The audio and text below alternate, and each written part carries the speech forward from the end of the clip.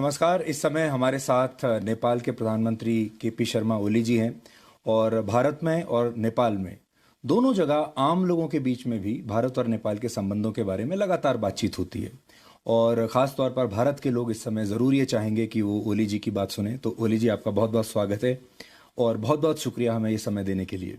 धन्यवाद आपको। ओली जी, भारत और नेपाल हमेशा राम लक्ष्मण की तरह रहे हैं और आप तो अक्सर रामायण के बारे में बात करते रहते हैं, लेकिन अब ऐसा लगता है कि लक्ष्मण जो है वो ये कहने लगा है राम से कि अब मुझे भी बराबरी का दर्जा चाहिए और अब हम बराबरी के हिसाब से रहेंगे। ये अचानक हुआ है। ऐसा लगता है कि जैसे नेपाल के मन में कोई बात खटक रही है। जैसे अचानक से परिवार में होता है ना कि छोटे भाई को अचानक कोई बात खटकने लगती है, कुछ अच्छा नहीं लगता। तो आपको ऐसा लगता है कि भारत और नेपाल के जो संबंध हैं वो इस दौर से गुजर रहे हैं इस समय? देखिए, आपका क्वेश्चन भी बताता है कि इंडिया राम है, हम लक्ष्मण हैं। इसके कई अर्थ होते हैं। इंडिया भगवान है, हम उसके छोटे भाई हैं। इंडिया बड़ा भाई है, हम छोटे भाई हैं। मैं कहता हूँ भूगोल में, जनसंख्या में छोटे और बड़े हो सकते हैं, मगर हम हमेशा से सार्वभौम समानता की बात करते हैं। अर्थात हम छोटे या बड़े नहीं हैं। साइज में छोटे बड़े हो सकते हैं, मगर राष्ट्र के रूप में, एज ए नेशन, एक देश के रूप में छोटे बड़े ये फीलिंग रखेंगे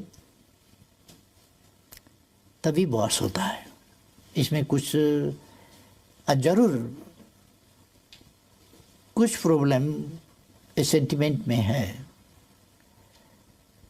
और हम चाहते हैं कि हम दो देश, सार्वभौम सत्ता संपन्न देश, सुवरेन देश, दो पड़ोसी देश, दो पड़ोसी मित्र देश जो एक रीजन में रहते हैं, हमारा संबंधों को उसी तरह से जानना चाहिए। ये पुराने ज़माना नहीं है, ये कॉलोनियल एरा नहीं है, ये एरा स्वाधीनता का एरा है, पारस्परिक सम्मान का एरा है। एक चीज़ ये है जिसको हमें मानना चाहिए। दूसरा, हाँ, डिबेट हो रहा है, डिबेट चलता है। डिबेट ही सत्य को बाहर लाता है। वादे वादे जायते तत्वबोध। बहस ना करें तब सत्य को पता लगाना भी मुश्किल हो जाएगा। इसलिए हमारा ट्रेडिशन भी है। जब दुनिया अंधकार में थी, त्रेता युग में जनकपुर में यज्ञवल्क्य, गार्गी, अष्टवक्र वगैरह बहुत सारे ऋषियाँ और विदुषियाँ शास्त्र के बारे में, दर्शन के बारे में, जीवन जगत के बारे में विवादें करते थे। तब दर्शन का अभ्युदय हुआ।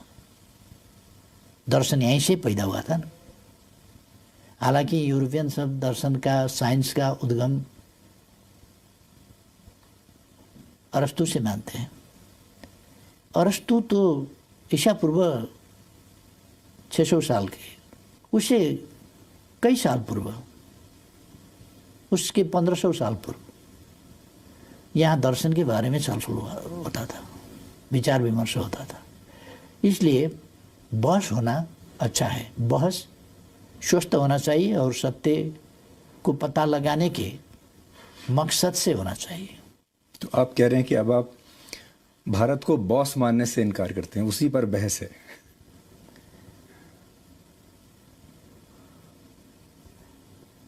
अब भारत अगर कल समझता होगा, आज भारत अपने को बॉस नहीं समझता, इसलिए उस पर बॉस का। और आपको लगता है कि बॉस नहीं समझता लेकिन बड़ा भाई समझता है? और हमारे संस्कारों में तो बड़े छोटे का हमेशा जो प्रेम बना रहता है। देखिए, आप 68 साल के हैं, मोदी जी 70 साल के हैं। तो ऐसे भी आपके बड़े भाई हुए, तो आप भी कभी भी फोन उठाकर उनसे सीधे बात कर सकते? व्यक्तिगत तौर से, हाँ, व्यक्तिगत तौर से वो हमसे बड़े हैं उम्र के हिसाब से। जब हम दो प्राइम मिनिस्टर बैठेंगे तो दो प्राइम मिनिस्टर बैठेंगे, बड़ा प्राइम मिनिस्टर छोटा प्राइम मिनिस्टर नहीं, दो सोवरेन कंट्री के प्राइम मिनिस्टर्स बैठेंगे। वहाँ कई देश के प्राइम मिनिस्टर, प्रेसिडेंट्स बहुत छोटे उम्र के हैं, अभी बहुत छोटे उम्र के। जब हम पॉलिटिक्स में लगे तब वो पैदा भी नहीं हुए थे। बिल्कुल। ऐसे छोटे उम्र के हैं, फिर भी प्रेसिडेंट हैं। बड़े राष्ट्र के हों, छोटे राष्ट्र के हों, प्रेसिडेंट हैं। हर प्रेसिडेंट के साथ उनका बराबरी का रिश्ता होगा, प्राइम मिनिस्टर का बराबरी का रिश्ता होगा, हेड ऑफ द गवर्नमेंट के वजह से, हिसाब से। इसमें मोदी जी को कोई एतराज़ नहीं है। मोदी जी बराबरी की हैसियत से संबंध बनाने में उनको कोई एतराज़ नहीं है। मगर मेरे बातों को लेकर कि मोदी जी का बराबरी का प्राइम मिनिस्टर हूँ बोला, इसको बुरा मानने वाले बहुत लोग हैं। तो मैं क्या करूं? मैं हर आदमी के उनके बातों के पीछे तो नहीं जा सकता। मैं देशों का बात कर रहा हूं, व्यक्ति का बात नहीं। इस समय नेपाल कई बार ऐसा लगता है कि भारत और चीन के बीच में फंस गया है। एक तरफ चीन है, एक तरफ भारत है, और दोनों को खुश रखना है, दोनों को प्रसन्न रखना है, और ये दोनों देश आपस में बात नहीं कर रहे हैं इस समय। तो दोनों देशों की आपके साथ ये एक्सपेक्टेशन है कि आप उनके साथ रहेंगे। तो आपको भी कभी ये एक डिप्लोमेटिक डिस्कम्फर्ट होता है दोनों के बीच में एक इक्वेशन बनाकर चलने का? एक चीज़ है, दोनों हमारे पड़ोसी हैं और पड़ोसी को बदला नहीं जा सकता। ये आकार में, जनसंख्या में, डेवलपमेंट में आगे हैं दोनों। हमारे लिए ये खुशी की बात है कि हम अगर प्रोडक्शन कर पाए तो ये बड़े मार्केट्स हैं। अब प्रोडक्शन नहीं कर पाए तो उनका उत्पादन हमको कंज्यूम करना पड़ेगा। नहीं करेंगे तो क्या होगा? हम चाहते हैं जो हमारा असमानता है वो इस चीज़ पर है, व्यापार में असमानता है, प्रोडक्शन में असमानता है, असंतुलन है। इस असंतुलन को मिटाना चाहिए। दो फर्क political systems, economic and social system also, इसमें भी कुछ भिन्नताएं हैं। ऐसे पड़ोसियों के बीच में हम हैं और हम बिल्कुल संतुलित संबंध दोनों से रखना चाहते हैं। एक का कार्ड दूसरा से खेलेंगे ऐसा नहीं है, नहीं खेलेंगे। ये खेलने से किसी का भी भलाई नहीं होगा। आप से हम कुछ बात करेंगे, कार्ड प्ले करेंगे, दूसरा से कार्ड प्ले करेंगे, तीसरा दिन पता चल जाएगा। इसलिए ये कार्ड प्ले करने का और छकाने का तरीका बिल्कुल छोड़ देना चाहिए। हम इस शैली में नहीं जाएंगे। जी, लेकिन मैं आपको भारत के लोगों का सेंटिमेंट बताना चाहता हूँ। चीन के साथ हमारा गलवान के ऊपर विवाद हुआ, लद्दाख के ऊपर विवाद हुआ, फिर बातचीत बंद हो गई, लगातार वो चल रहा है। जैसे ही वो हुआ, अचानक आपने काला पानी के बारे में स्टेटमेंट दे दिया, आपने भी नक्शा बदल दिया, और लोगों को ये लगने लगा कि ये सब कुछ एक साथ क्यों हो रहा है, अचानक क्यों हो रहा है। और लोगों को ये लगा, भारत के लोगों को, कि नेपाल जो है इस समय, नेपाल को तो चीन के खिलाफ कोई स्टेटमेंट देना चाहिए था। जैसा कि देखिए, भारत को बहुत समर्थन मिला बाकी देशों से, अमेरिका से मिला, फ्रांस से मिला, बाकी लोगों से भी, जो लोगों ने कहा कि इस तरह का वायलेशन एलएसी का नहीं होना चाहिए। लेकिन नेपाल ने नहीं दिया, बल्कि नेपाल ने कहा कि अब मुझे भी मेरी टेरिटरी चाहिए। आपकी बात जरा भटकाने वाली है, बुरा मत मानिएगा, क्योंकि गलवान से हमारा लेना देना कुछ नहीं है। आपको मैं समझाऊं, दिल्ली ने 8वां एडिशन अपना मैप पब्लिश करवाया। कश्मीर और लद्दाख का बात था, वहीं पर सीमित रहता हो जाता, फिर नेपाल का टेरिटरी उसमें नेपाल का टेरिटोरी को शामिल करने का कोई ज़रूरत नहीं था। हमने उस नक्शे के ऊपर डिप्लोमेटिक नोट भेजा, वार्ता का प्रस्ताव रखा और वार्ता के जरिए यहाँ पर मिसअंडरस्टैंडिंग नहीं होना चाहिए, इसको समाधान करना चाहिए। आप लोगों ने जो 8वां एडिशन छपवाया ये ठीक नहीं हुआ, ये हमने बोला, उसका कोई पॉजिटिव रेस्पॉन्स भी नहीं हुआ। अब गलवान से हमारा क्या लेना देना है?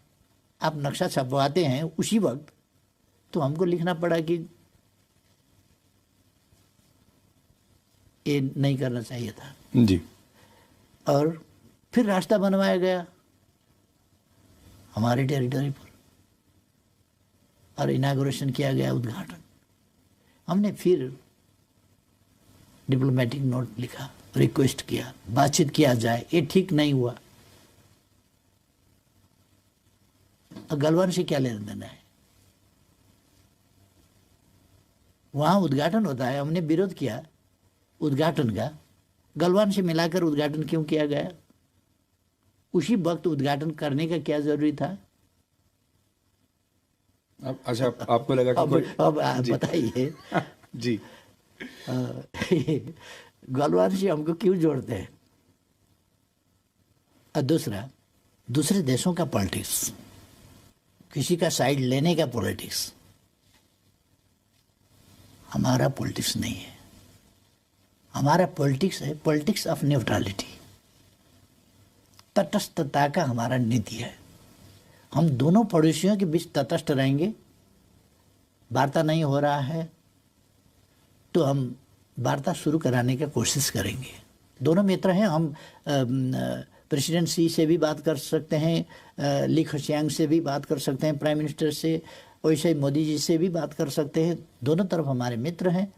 हम दोनों मित्र के बीच में जो मिसअंडरस्टैंडिंग है उसको हटाने में और संबंधों को, ऐसा ही तो कहते हैं सबसे बड़ा ताकत क्या है?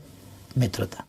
आपको ऐसा लगता है कि आप शी जिनपिंग और नरेंद्र मोदी के बीच कुछ इस तरह की मध्यस्थता कर सकते हैं, बातचीत कर सकते हैं, जिसमें आप कोई रोल निभा सकते हैं एज ए न्यूट्रल एम्पायर? हाँ, ऑफ कोर्स। पर वो कैसे होगा? हम दोनों और बात करेंगे कि आप लोग बातचीत पर बैठ जाइए, क्योंकि हमारे लगभग समवयस्क साथी सब हैं। 1-1.5 साल कोई बड़ा होगा, 1-1.5 साल कोई छोटा होगा, समवयस्क हैं। लंबे समय से हम पॉलिटिक्स में हैं सब। बिल्कुल। इसलिए हम साथी जैसे ही हैं ही नहीं, हम साथी ही हैं।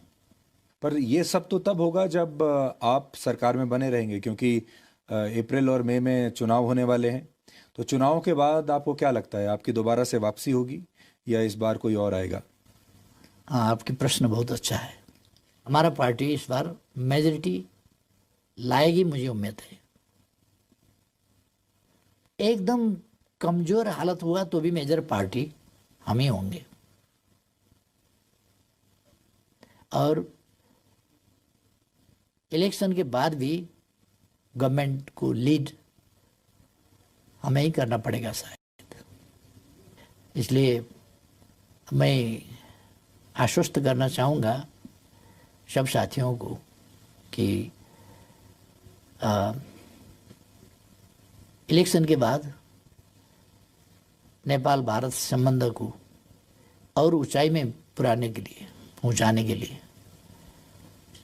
हम और ज़्यादा कंट्रीब्यूट कर पाएंगे। मैं जो सेंटिमेंट की बात कर रहा था, और हम क्योंकि क्रिकेट तो आप देखते ही होंगे, तो भारत में लोगों को ये लग रहा था कि अगर नेपाल एक एम्पायर है और भारत और चाइना मैच खेल रहे हैं, तो ये जो एम्पायर है ये बार बार भारत के खिलाड़ियों को ही ज़्यादा आउट दे रहा है, भारत के खिलाड़ियों के लिए ज़्यादा जल्दी उंगली उठा देता है, और चीन के खिलाड़ियों के लिए थोड़ा सॉफ्ट है। ऐसा नहीं है, ये एक इम्प्रेशन है, गलत इम्प्रेशन है।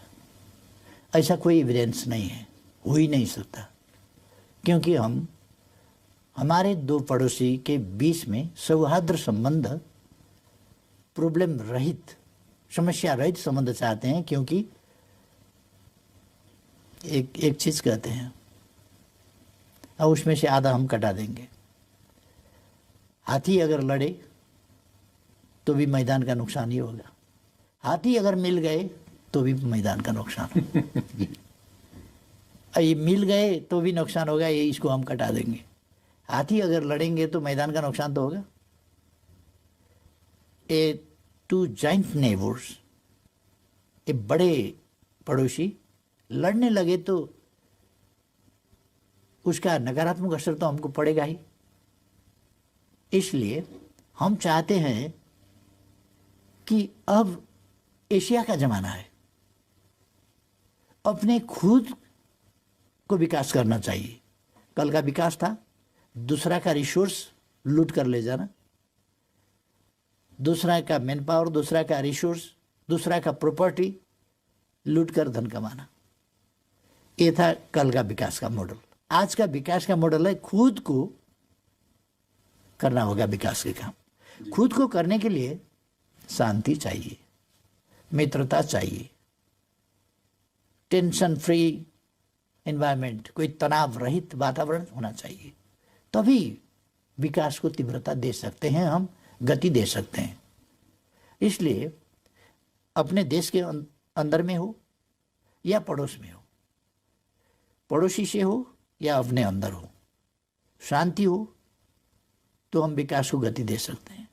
शांति नहीं है तो उस पर हमको ज़्यादा ध्यान रखना पड़ेगा, ज़्यादा खर्च करना पड़ेगा। अननेसेसरीली विकास का जो प्रयास है और विकास के जो रिसोर्स हैं उसको शांति मेंटेन करने के ओर हमको खर्चा करना पड़ेगा।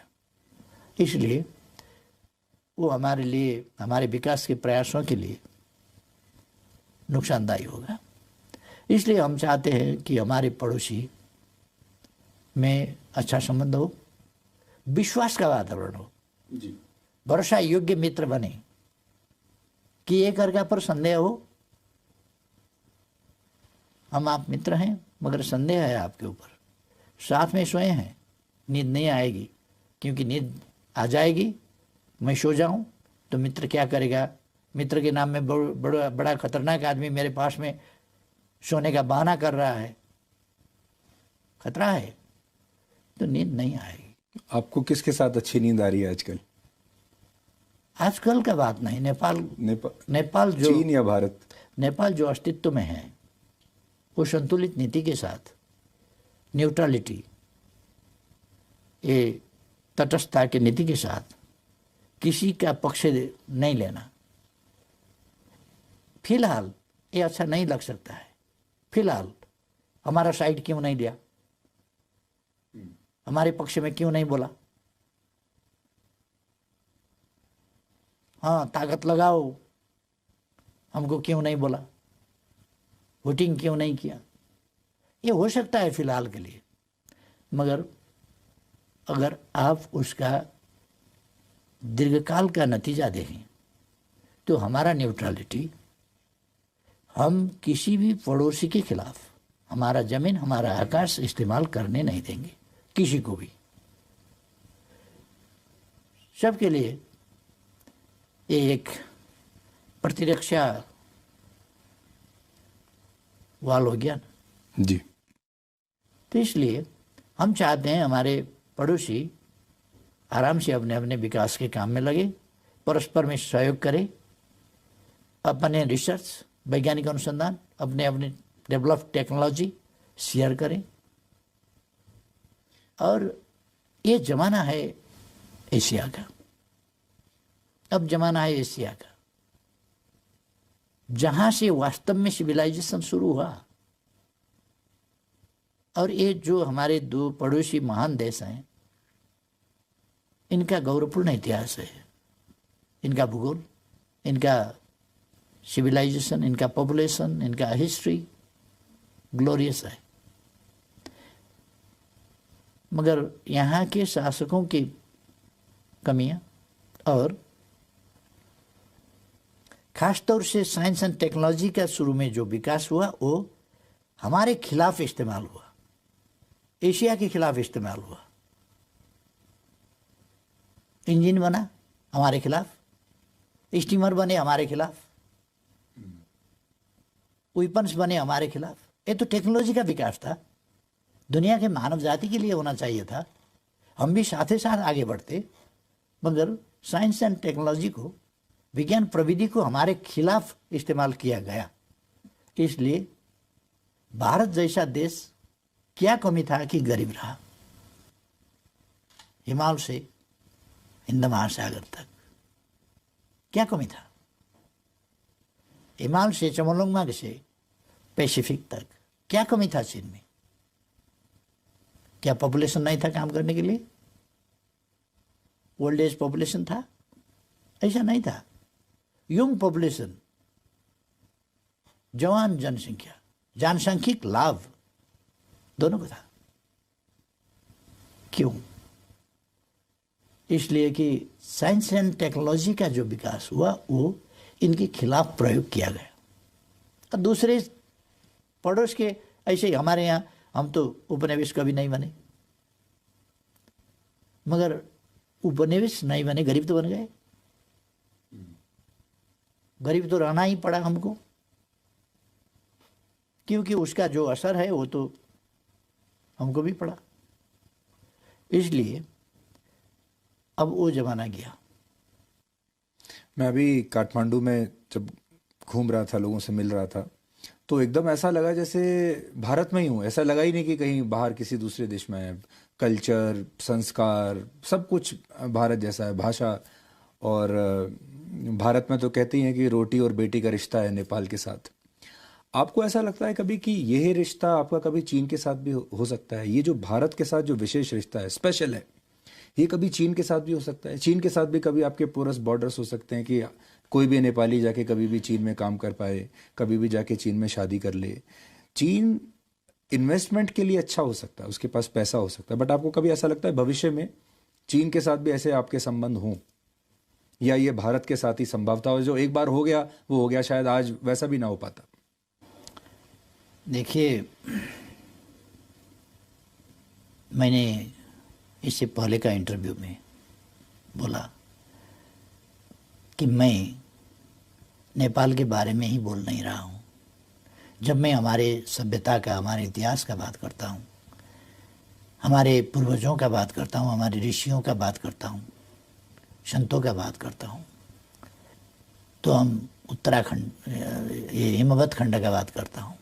हिमवत खंड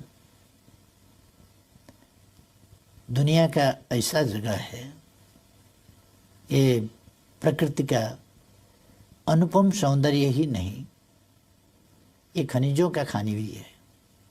यहाँ का हवा पानी ऐसा है कि यहाँ के लोग ऋषि महर्षि विद्वान बन जाएंगे। मैंने कहा कुछ पहले भी कि हमारे यहाँ 3000 साल से पहले शल्य क्रिया, चिकित्सा शास्त्र का विकास हुआ था। चिकित्सा शास्त्र का इसका प्रमाण है अभी भी चरक संहिता में हम देख सकते हैं। हम शल्य क्रिया का विकास देख सकते हैं सुश्रुत संहिता में 3000 साल से पहले। बाकी दुनिया तो अंधकार में था। हमारे यहाँ 9 ग्रह का अवस्थिति और उनका गति, नक्षत्रों का, ग्रहों का अवस्थिति, 12 राशि हमारे पूर्वजों ने बांटा है। सारा अंतरिक्ष को बांट दिए 12 भागों में, राशियों में। और कितने नक्षत्र हैं, कितने क्या हैं, कितने क्या हैं, ग्रह कितना है, उपग्रह कितने हैं। और मैंने कहा कि न्यूटन ने नहीं, न्यूटन से 500 साल पहले, 500 साल पहले कम से कम 16वीं शताब्दी का न्यूटन हुए कि 12वीं शताब्दी में 1150 में भास्कराचार्य ने गुरुत्वाकर्षण का सिद्धांत पता लगाया था। और कैसे वृक्ष से फल जमीन पर गिरते हैं क्यों, जिसको देखकर गैलीलियो चकमा गए थे। न्यूटन वगैरह को बहुत खोज करना पड़ा था, क्योंकि हमारा जो नॉलेज था वो विस्तार का अवसर नहीं मिला, उसको रोका गया। नालंदा क्यों जलाया गया था आपको पता है? नालंदा जलाया गया इसलिए एक सम्राट ने बीमार होने से बोला कि हमको बीमार से छुटकारा पाना है, मगर तुम्हारा औषधि हम नहीं लेंगे, धर्म के हिसाब से हम नहीं लेंगे तुम्हारा औषधि, हमको ठीक करना है आपको। तो नालंदा के ऋषियों ने, मतलब प्रोफेसरों ने आइडिया लगाया कि उनको एक मोटा सा किताब दे दी और कहे कि इसके पाने उल्टाते रहो, पाने उलटते रहो और उलटते रहो। 2-4 रोज पाने उलटते रहे, ठीक हो गए। आश्चर्य से उनसे पूछा कि हम कैसे ठीक हो गए, क्या राज है? तो उन्होंने बताया कि आपको पाने पलटाते वक्त ऐसा करना पड़ा था, क्योंकि पाने ऐसे नहीं पलटते, उसको कुछ ऐसा गीला करना होता है। तो आप उंगली जीभ पर ले जा रहे थे पटक पटक और पाने पलटा रहे थे। वो पाने में औषधि लगाया गया था, तो वो औषधि ऐसे करके आप ले रहे थे, उससे कुछ दिन में आपको ठीक कर दिया। तो इतना डेवलप है,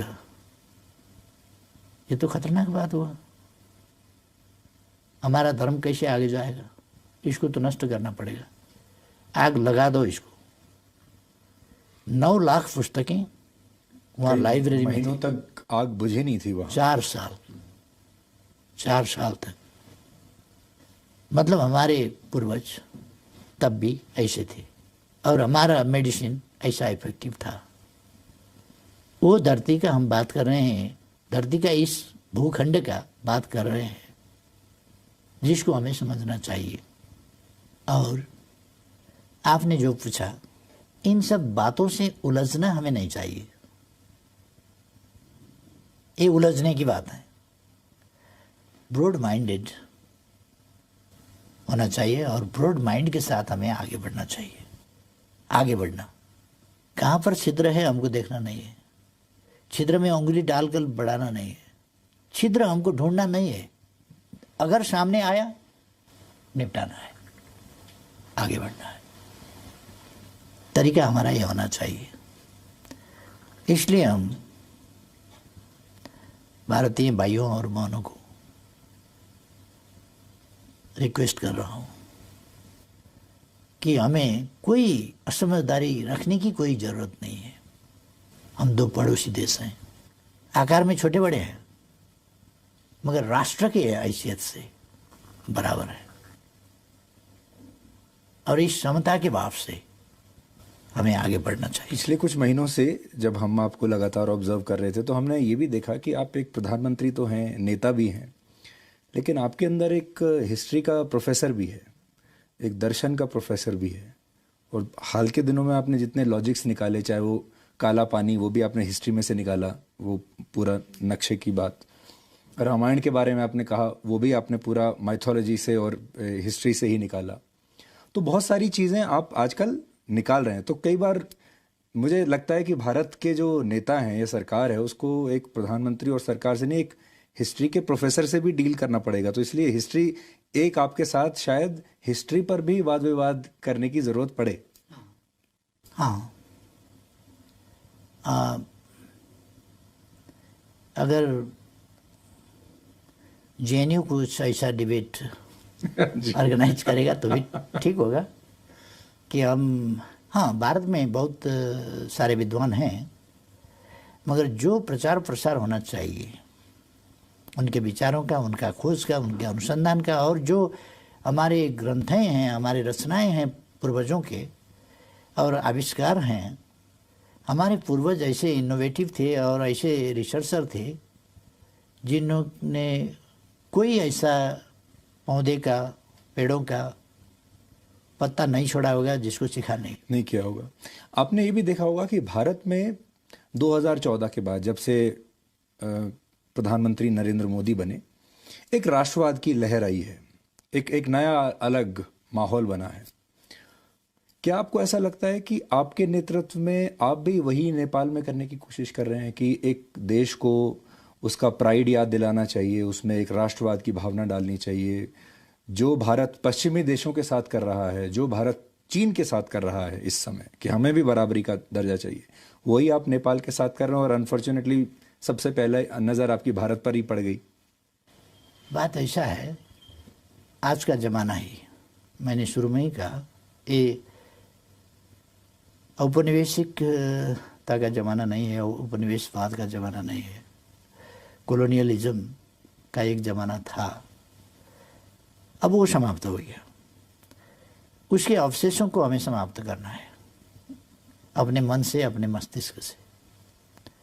हमें अपने राष्ट्र के, अपने राष्ट्र के उत्पत्ति के, अपने राष्ट्र के इतिहास के और अपने राष्ट्र ने क्या दिया दुनिया को, उस पर हम गर्व करते हैं कि गायत्री जो मंत्र है, गायत्री मंत्र, मंत्रों का भी मंत्र कहा जाता है। वो नेपाल के कोशी नदी के किनार में, चतरा में कौशिक ऋषि ने लिखा था। मंत्रों का मंत्र, सर्वोच्च मंत्र गायत्री मंत्र कौशिक ऋषि ने कोशी के किनार में लिखा था। व्यास यहीं तपस्या करते थे। ये तपस्या ही करते थे नहीं, ये तपोभूमि तो है। तपोभूमि क्यों? ज्ञान भूमि है, ध्यान भूमि है। ध्यान का आविष्कार यहीं से हुआ था, योग का आविष्कार यहीं से हुआ था। इसलिए हमारे पास गर्व करने लायक चीजें हैं, गर्व करने के वस्तुएं हैं हमारे पास। हमारे यहाँ बहुत सारे लोग इस कॉन्सेप्ट को अखंड भारत का कॉन्सेप्ट बनाकर आगे पुश करते हैं कि अखंड भारत होना चाहिए। फिर सारे जो आसपास के, जो ये पूरा इलाका है, ये संस्कार हैं, ये हमारी जो इतिहास है इतना, वो सब फिर एक अखंड भारत के कॉन्सेप्ट में आ जाएगा। आप उससे अग्री करते हैं? नहीं। प्रश्न यह है कि इतिहास पीछे नहीं जाएगी। अखंड भारत दरअसल कभी था ही नहीं, था ही नहीं। और ये कंसेप्ट, जैसे आपको बताऊं, आपने इतिहास में पढ़ा होगा, द्रुपद का देश था, विराट का देश था, जनक का देश था, उसका देश था, उसका देश था, बहुत सारे देश थे। अब से 4000 साल पहले, कम से कम हम रामायण को 7000, 9000, 12000 कहते हैं, हम 4000 साल पहले का बात करते हैं, क्योंकि मेसोपोटामिया सभ्यता ने 4200 साल पहले गाड़ी का, कैरेट का पहिया बनाया था। उसके बाद राम के पिता दशरथ के पास 10 रथ थे, अपने लिए, 4 रानियों के लिए और दूसरे अपने विद्वान लोगों के लिए। इसलिए उन्हें 10 रथ कहा गया, 10 रथ होने की वजह से। इसका मतलब 4200 साल से इधर का हिस्ट्री है ये। इसका मतलब मेसोपोटामिया से यहाँ तक आने में, आप फैजाबाद तक कहेंगे जी, हम अयोध्यापुरी तक कहेंगे, आप यहाँ तक कहेंगे जी, अयोध्यापुरी तक कहेंगे। इसमें फिर मेरा कोई पूर्वाग्रह नहीं है, इसमें कोई कन्फ्यूजन नहीं रहना चाहिए कि हम कोई झमेला करना चाहें, ऐसा नहीं है। हम तो बस खोज किया जाए पवित्र राम भूमि, राम का जन्मभूमि असल में जो है वही पवित्र है। उसी की मिट्टी सर में लगाने से मतलब होगा, कोई दूसरी जगह को राम जन्मभूमि कहकर मिट्टी लगाने से कोई फायदा नहीं है। कहीं ऐसा तो नहीं कि आपने हिस्टोरिकल वर्जन को डिप्लोमेसी और पॉलिटिक्स में यूज कर लिया? नहीं, मैं आपको यही सजेस्ट करना चाहता था कि हमारा हिस्ट्री जो है, एक भारत, एक भारतवर्ष। भारतवर्ष का मतलब क्या था कि ये समूचा इलाका जहाँ हजारों राज थे तब भारतवर्ष का कहला जाता था। एक ही राज्य था भारतवर्ष, ऐसा नहीं है। भारतवर्ष कई राज्य थे और ये तो यूनिफाइड भारत। दरअसल मैं सजेस्ट करना चाहूँगा, सुझाव देना चाहूँगा कि यूनिफाइड भारत बना कब, ये सचमुच में हिस्ट्री को जानना चाहिए। कल्चरली एक बनना दूसरी बात है, मगर देश कई थे। त्रेता युग में भी कई देश थे। द्वापर युग में कई देश थे। विराट राजा का विराट दरबार, हस्तिनापुर, द्वारका, गोपालों का राज था, वहाँ यदुवंश का राज था। हस्तिनापुर में दूसरा का था, दूसरी जगह दूसरा का था, दूसरी जगह दूसरा का था। ऐसा बहुत राज्य थे। राज्य बनते थे, टूटते थे, जीता जाता था, हारा जाता था। वो समय ऐसा ही था, माइट इज राइट का जमाना था। जिसने जीता जीत लिया। कोई संयुक्त राष्ट्र संघ तो नहीं था, पीस कीपिंग फोर्स भी कोई नहीं भेजता था तब। जिसने समेटा और खदेड़ दिया। हाँ, इसलिए कभी था ही नहीं भारतवर्ष एक हिमवत खंड का, अफगानिस्तान से लेकर म्यांमार तक, बर्मा तक का भूमि, उत्तराखंड के हिमवत खंड, ये हिमवत खंड के अंदर भारतवर्ष था। साउथ एशिया को भारतवर्ष कहा जाता था। इसको नामकरण इसलिए रीजन को, मगर कई राज थे। अभी जैसा 7-8 देश नहीं, तब हजारों देश थे। आपको पता है 556 देश राजे रजौटे थे इंडिया में जब ब्रिटिश आए। बिल्कुल बिल्कुल थे। और सरदार पटेल को बड़ी मेहनत करनी पड़ी। तो इसलिए ये बहुत बात तक आप जानते हैं, पंजाब का अपना कल्चर है, भाषा है, संस्कृति है, वेशभूषा है, सब। बंगाल का बंगाली,